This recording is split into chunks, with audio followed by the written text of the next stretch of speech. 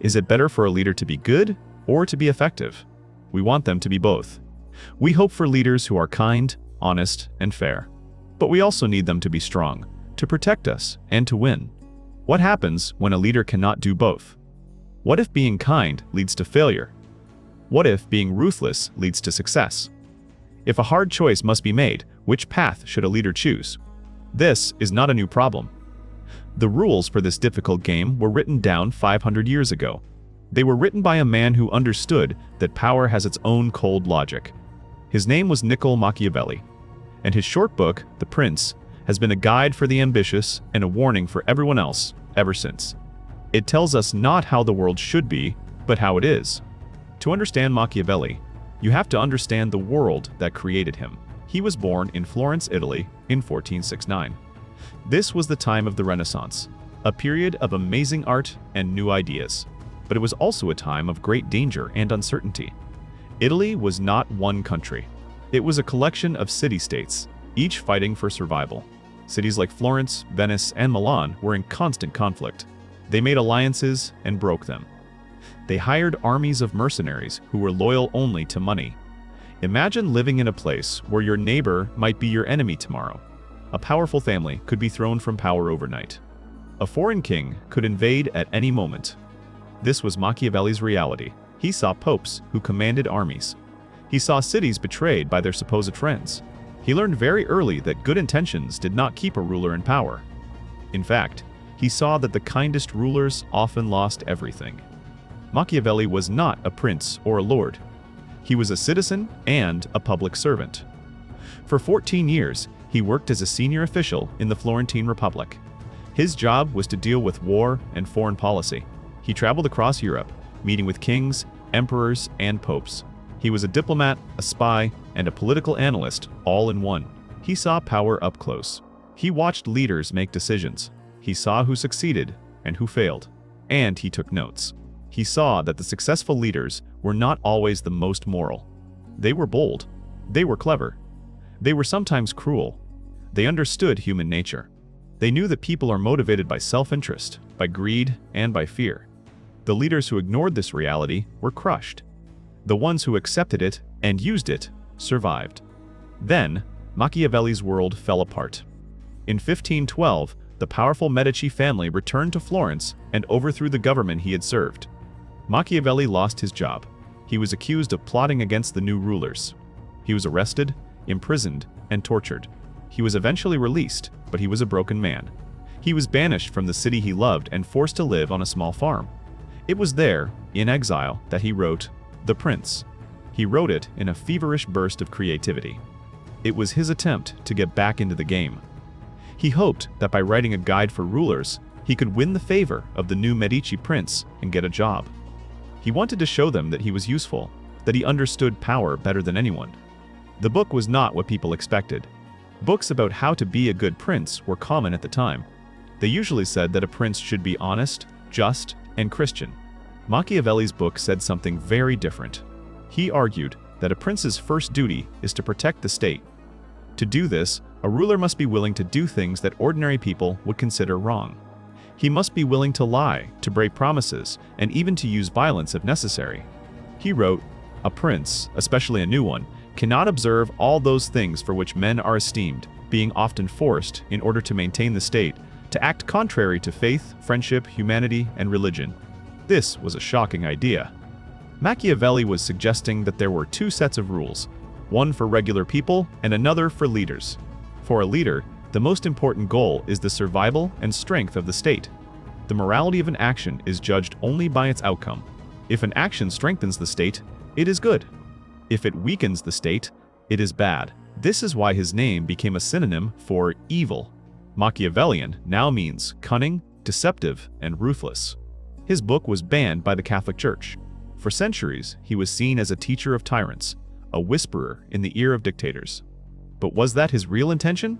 Some people think he was not writing a guide for princes at all. They believe he was secretly exposing their tricks.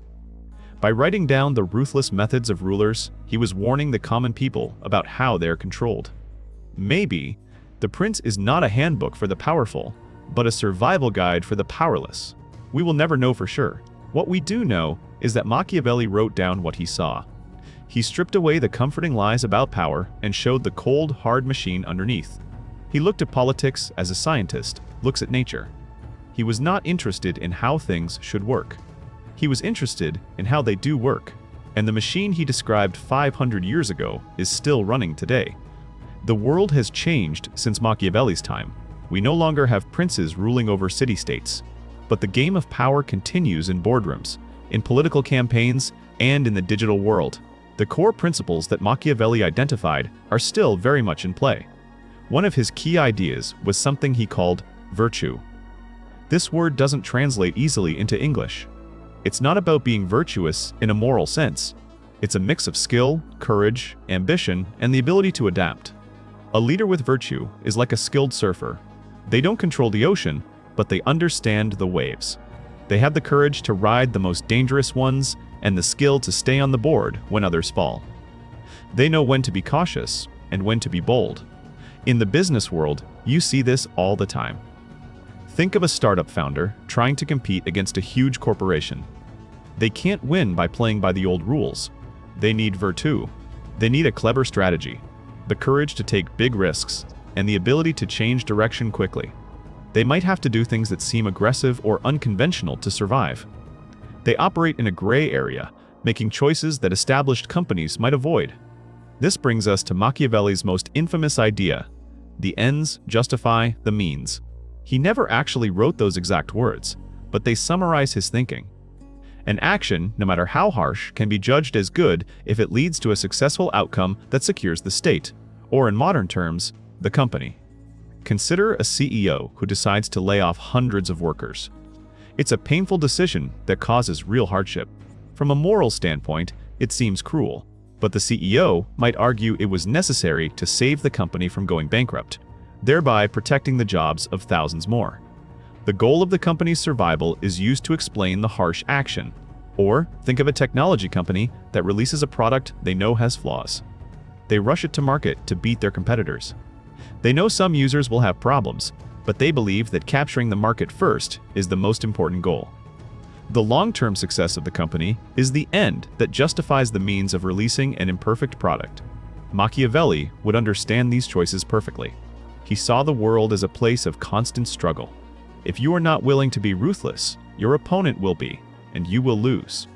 He believed that holding on to power often requires a leader to act in ways that are unpleasant. The world is not a safe place, and a leader who pretends it is will not be a leader for long. This creates a deep ethical problem. If you accept Machiavelli's logic, where do you draw the line? If a lie is acceptable to save a company, what about a bigger lie? If cutting corners is okay to beat a rival, is it okay to break the law? Machiavelli himself doesn't give us an easy answer. He doesn't say that being cruel is good. He says it is sometimes necessary. He even warns that cruelty, if used poorly, can lead to a leader's downfall. He advised that if a ruler must be cruel, the cruelty should be done all at once, not dragged out over time. This way, the people will be shocked, but then they will forget. A leader who is constantly cruel creates constant fear and hatred, which is unstable. This way of thinking forces us to look at the actions of our leaders in a different light. When a politician makes a promise they can't keep to win an election, are they just being dishonest? Or are they making a Machiavellian calculation that winning power is the most important goal, because only then can they achieve their other aims? When a company uses deceptive advertising to sell a product, is it just unethical? Or is it a calculated move in a competitive war where every advantage counts? Machiavelli's ideas are uncomfortable because they challenge our hope that good people will always win. He suggests that in the real world, power has its own rules, and those rules are often divorced from everyday morality. He forces us to ask a difficult question: do we want leaders who are good, or do we want leaders who win? And are we prepared for what it takes to win? Every leader faces a fundamental question: is it better to be loved or to be feared? This was one of the central problems Machiavelli studied. We all want to be liked. A leader who is loved by their people can inspire great loyalty. People will work hard for them. They will forgive their mistakes. Love seems like a powerful foundation for rule. But Machiavelli saw a problem with love. Love is a choice. It is given freely, and it can be taken away just as freely. People's feelings change. They can love a leader one day and turn on them the next if a better offer comes along or if times get tough. He wrote that men are ungrateful, fickle, liars, and deceivers. In his view, relying on something as unreliable as love was a dangerous mistake for a ruler. Fear, on the other hand, is not a choice. Fear is based on the leader's ability to punish. A person might not like a leader, but if they fear the consequences of disobeying, they will obey. The fear of losing a job, of being fined, or of some other punishment is a powerful motivator. Machiavelli argued that this fear is much more reliable than love. His famous conclusion was this: a leader should try to be both loved and feared, but if they have to choose one, it is much safer to be feared. He said, "Men have less hesitation in offending one who is loved than one who is feared, for love is preserved by the link of obligation, which, owing to the baseness of men, is broken at every opportunity for their advantage. But fear preserves you by a dread of punishment which never fails." This sounds dark, but you can see this logic at work all around you. In a company, a manager might want their team to like them. They might be friendly and supportive. But if the team members don't also have a healthy fear of the consequences of failing to do their jobs, deadlines will be missed and standards will slip. The most effective managers are often the ones who are respected and perhaps a little intimidating. They are fair, but there is no doubt who is in charge. The key is how fear is used. Machiavelli was very clear that a leader should not be hated. Fear is a tool for control, but hatred is a poison. A leader becomes hated when they are seen as unpredictable, when they take people's property, or when they interfere with their families. People will tolerate a leader who is strict, but they will rebel against a leader who they believe is unjust and cruel for no reason. So, the real art is in managing perception. A modern leader, whether in politics or business, spends a huge amount of time and money on their public image. They are trying to build a specific reputation. They want to be seen as strong, but also as fair. They want to appear confident, but also relatable. It's a performance. Think about how a political leader uses the media. They will pose for photos with their family to appear loving and normal. They will give speeches with strong, decisive language to appear powerful. They will be seen visiting disaster sites to appear caring. Each of these is a calculated act designed to shape how the public feels about them. They are trying to build a foundation of both love and fear. Love for their persona, and fear of their opponents or the chaos that would come if they were not in charge. In the corporate world, a CEO might cultivate an image as a visionary genius. They give inspiring talks and interviews. They are presented as someone who can see the future. This builds a kind of love and admiration from employees and investors. But they also make it clear that they are in charge of a powerful machine. They make tough decisions that show their authority. This creates a sense of fear, not of physical harm, but of being on the wrong side of their power. This careful balancing act is pure Machiavelli. It is about understanding that what people believe to be true is often more important than what is actually true. A leader's reputation is one of their most powerful assets. If people believe you are strong, you are strong. If they believe you are in control, you are in control. The goal is to create a sense of stability and order. People will accept a lot from a leader if they feel that the alternative is chaos. By carefully managing the mix of fear and love, a leader can maintain control even in a complex and changing world. They create a system where obedience is the most logical choice for most people, most of the time. It is a subtle and powerful form of governance that operates not just through laws, but through perception. Machiavelli understood that battles are not only won with swords and soldiers, they are also won with words. A leader's ability to persuade, to shape opinions, and to control the story is just as important as their ability to command an army. He lived in an age of rhetoric, where the art of public speaking was highly valued. But he looked at communication in a much more practical way. For him, words were tools to achieve a goal. The truth of a statement was less important than its effect on the audience. A leader must be a master of communication, able to tell people what they want to hear, to calm their fears, and to direct their anger. He advised that a prince should appear to have many good qualities, even if he does not actually possess them. He should seem merciful, faithful, humane, religious, and upright. It is not necessary to be all these things, but it is necessary to seem to be them. He wrote, "Everyone sees what you appear to be. Few experience what you really are. This insight is more relevant today than ever before. We live in a world saturated with information, with public relations firms, advertising agencies, and social media platforms all competing for our attention. The modern leader has tools of persuasion that Machiavelli could only have dreamed of. One of the key techniques is framing. A frame is the story or context that you put around a piece of information to influence how people interpret it. The same fact can be seen as positive or negative depending on how it is framed. For example, if a company lays off 500 people, it can be framed as a tragedy.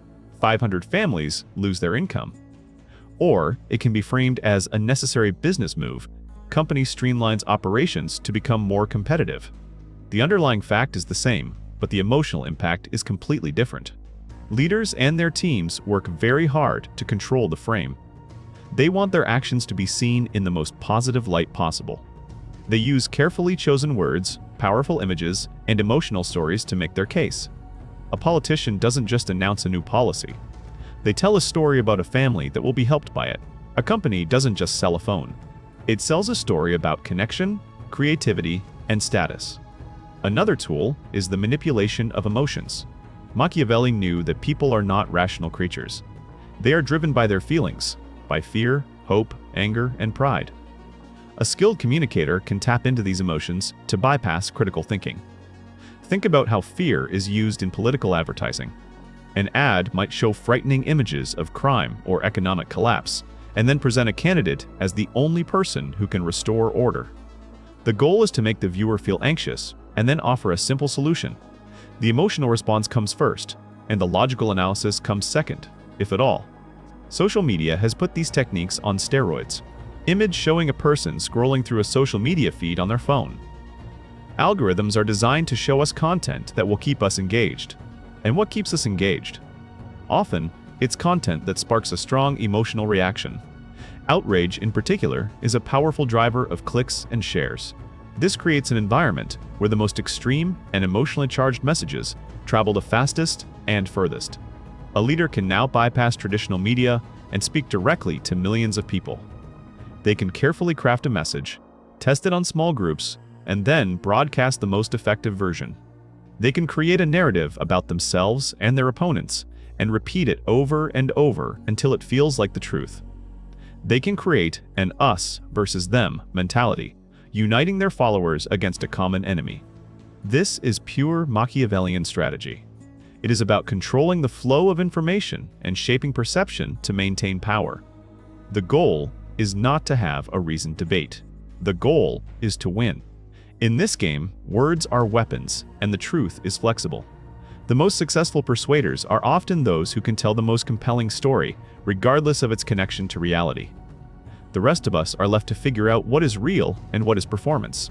500 years after his death, Niccolò Machiavelli is still with us. His little book, written by a fired politician in a moment of desperation, has outlived empires. Why? Because the uncomfortable questions he asked about power have never gone away. The world he described, a place of constant struggle and shifting loyalties, still feels very familiar. His legacy is not in providing a set of easy answers. His legacy is in forcing us to look at the world without illusions. He holds up a mirror to power, and the reflection is not always pretty. He shows us that the desire to win, to survive, and to dominate is a deep part of the human story. We still see his ideas at play every day. We see them in the politician who makes a promise they know they can't keep in order to win an election.